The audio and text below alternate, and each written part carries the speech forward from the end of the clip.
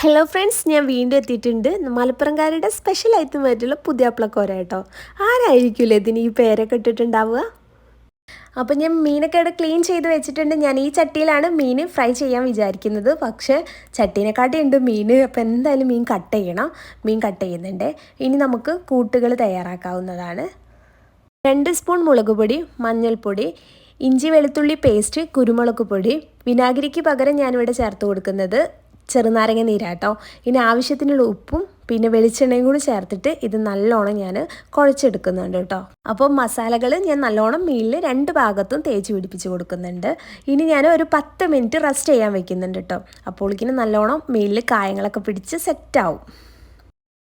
സാധാരണ നമ്മൾ എങ്ങനെയാണ് മീൻ കായം കൂട്ടുക അതുപോലെ തന്നെ കേട്ടോ ചെയ്തിട്ടുള്ളത്. ഇനി വെളിച്ചെണ്ണയിലോട്ട് കറിവേപ്പില ചേർത്ത് കൊടുക്കുന്നുണ്ട്.